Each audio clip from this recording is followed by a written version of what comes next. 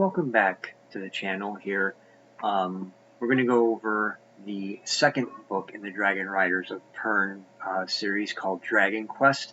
But before I do that, I just want to please ask you to, again, subscribe, like, turn on notifications, drop a comment down below. Helps me out, knows that you, makes me know that you like what I'm doing, that you got an interest in this.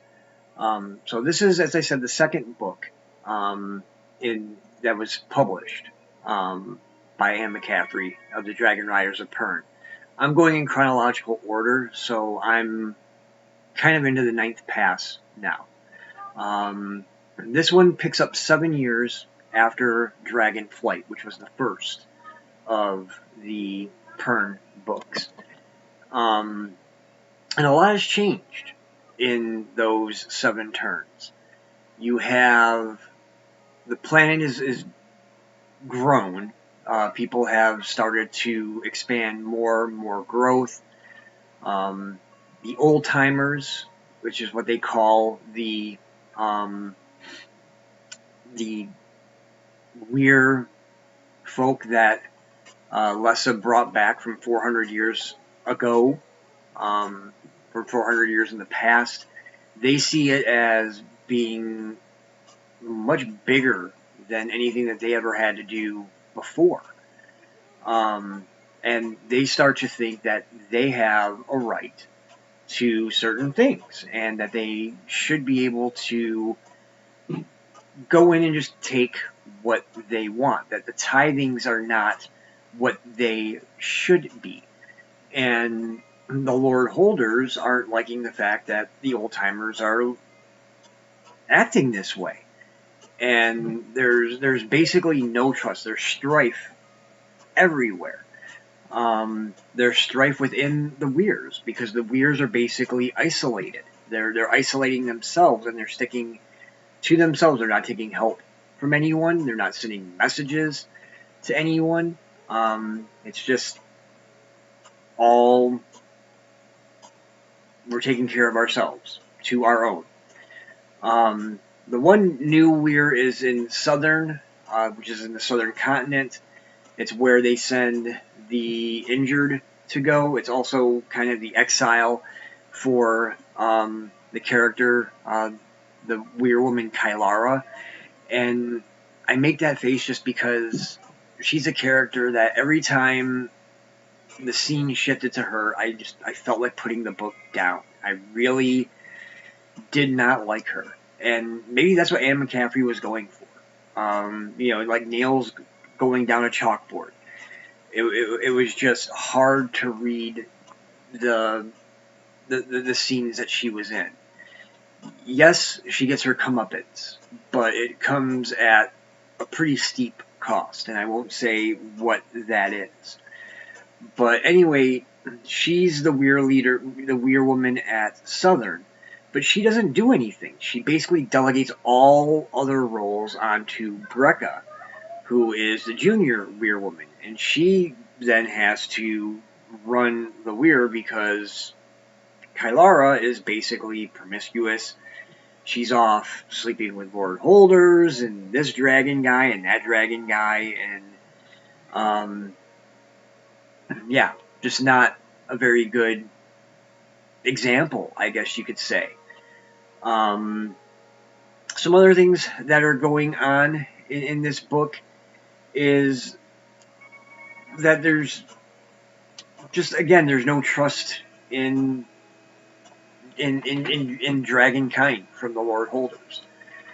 And the old timers don't like Bendon, and they don't like Flar and Lessa because Flar and Lessa want to change things. They want to make things more united. When thread falls, dragon men ride. And that's not really the way that the old timers see it. If it's over our holds, then we take care of it. We don't need you to jump in and take over for us. And they really don't like Flar and Lessa. And they're trying to figure out a way that they can take Flar out of the picture. And at a wedding, There's Tron, who is Weir leader, and they're at this wedding, and he challenges Flar. And it's basically a knife fight to the death. And it's at this point that just Flar is like, what's going on? And everybody starts to wonder what's going on. Why is everything just different now? Why aren't we getting along? Flar wins the battle. He doesn't kill Tron. He could, but he doesn't. Which goes to show that there is some honor amongst Bendit. And it's at that point that Flar starts to say, hey, look, I'm going to run the show. You're going to follow me. Those who don't want a part of it can go to Southern, who is going to be run by an old-timer. You can go work with him. So Flar now takes over. But the other thing, and this is kind of where you would think that the the Weirs would be more in sync with each other, is because Threat starts falling out of phase. It starts falling at times and at places where it's not supposed to. And they don't know why. And instead of really taking the time to say, you know what, we've had this pass here, we need help. We need people to sweep. And, we may need your help. Flar basically decides after that knife duel, there's thread falling, I'm going to help.